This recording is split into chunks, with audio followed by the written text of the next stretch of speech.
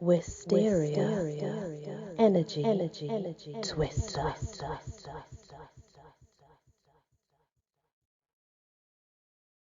Hello everyone, thank you for returning. I want to thank you for the continued support. I absolutely appreciate it, I really do. And we're continuing now with Poems of Dreams.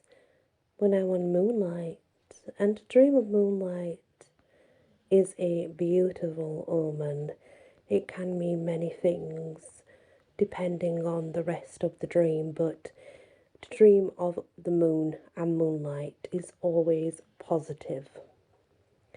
The poems, the first one. The vision fled, the wind arose, the clouds were rent, they were drifted and scattered abroad, and as I looked and saw, where?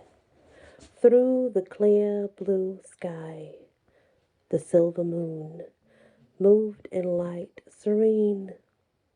A healing influence reached my heart, and I felt it in my soul that the voice of the angel was heard. I dreamed that I saw the new moon rise. Over my shoulder I gazed upon her. I made a wish, and she met my eyes.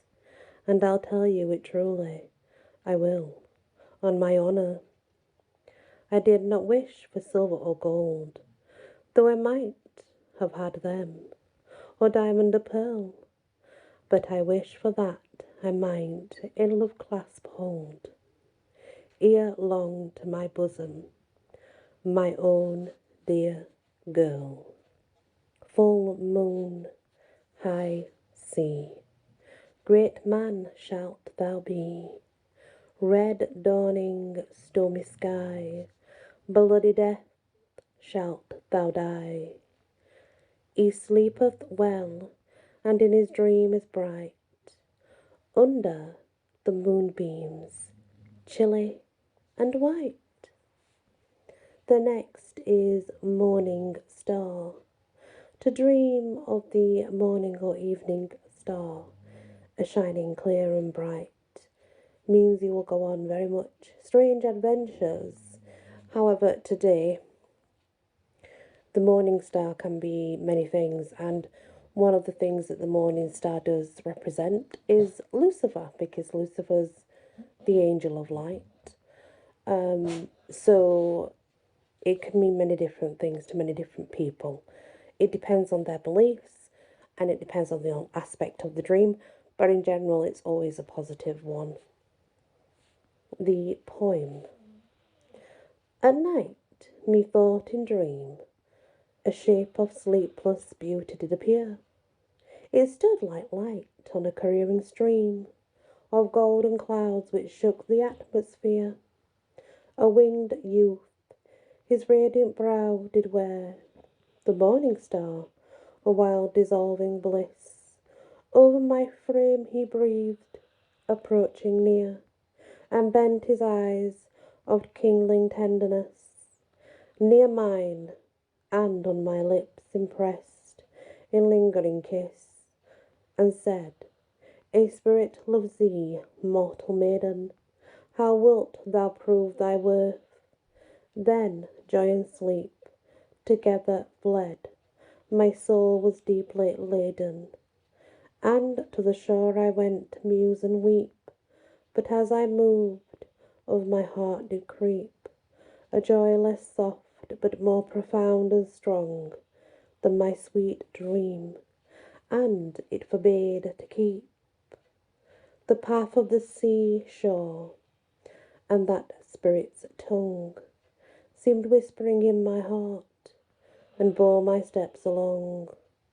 The murmur of a neighbouring stream induced a soft and slumberous dream, a pregnant dream within whose shadowy bounds he recognized the earth-born star, and that which glittered from afar, and, strange to witness, from the frame of the ethereal orb, then came intelligible sounds. Then we move on to music. He who heareth music in dreams shall receive joyful summons. It's all about joy, music. What gentle music wakens me and murmurs in my ear? Oh, mother, see, who can it be at this late hour so near? I hear no sound, no form I see. Sink to thy rest so mild. No serenade comes now to thee, thou poor and sickly child. It was no music born of earth that made my heart so light. Oh, mother, 'twas the angel's song that summoned me good night. The next is the nightingale. And to dream of a nightingale singing is an omen of pleasant news to come. The poem. I know a lovely maiden. Would God that she were mine. Of milk white pearls and yellow gold, she wears a garland fine. Of gleaming pearl and yellow gold, she wears a garland gay. She led me with her snow white hand to a merry dance away. And when afar in foreign lands I lay beneath the tree, and dreamed I heard my own dear love call out so loud to me, and as I woke and gazed around, the dream had passed away. I only heard dim nightingale, nightingale girl, who sang upon the spray. Arise then, good companion, and ride through wood and grove. Thou wilt find that thy sweetheart has taken another love.